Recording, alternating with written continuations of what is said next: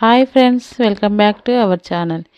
ఈరోజు మన రెసిపీ వచ్చేసి చికెన్ బగారా రైస్ అండి.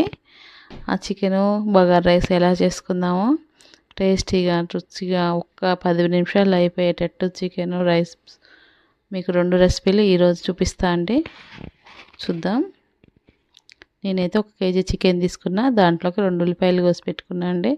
స్టవ్ మీద ప్యాన్ పెట్టుకొని నూనె వేసుకొని ఆ ఉల్లిపాయలు పచ్చిమిరపకాయలు వేసుకోవాలి. ఒక 4 పచ్చిమిర్చి తీసుకున్నా. అవి బాగా వేగాక కొంచెం కసూరి మేతి అట్లా క్రష్ చేసినట్టు వేయాలి. వేసాక కొంచెం పుదీనా కూడా తీసుకోవాలి.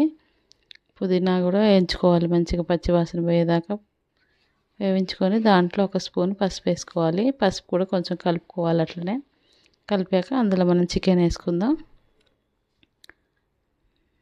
చాలా చాలా టేస్టీగా ఉంటుందండి. ఒకసారి ఇలా ట్రై చేయండి మీరు కూడా. మనకి ఎంత రిస్క్ లేకుండా చికెన్ అన్నం ఒకేసారి 10 నిమిషాల్లో వండుకునేటట్టు చూపిస్తా.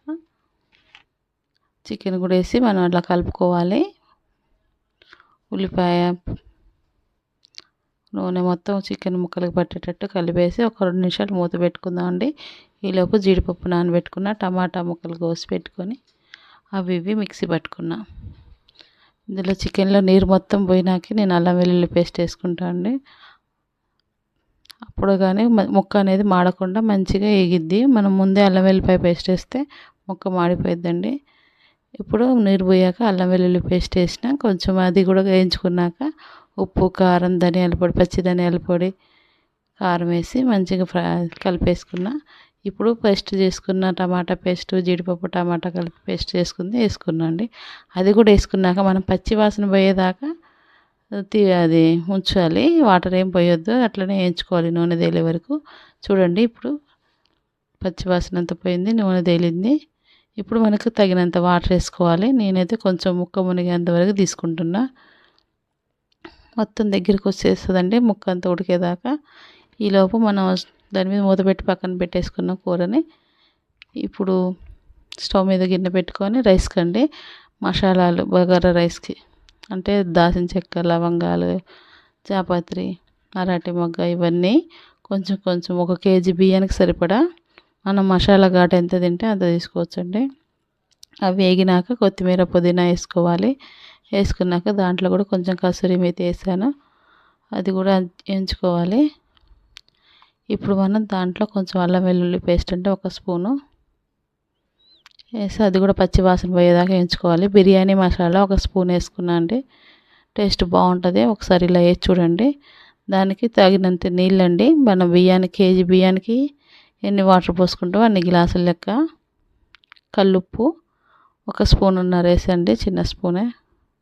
ఎసరు మరిగింది. ఇప్పుడు దాంట్లో బియ్యం వేసుకుందాం. ఒకసారి ఇలా ట్రై చేసి చూడండి, చాలా టేస్టీగా బాగుంటుంది.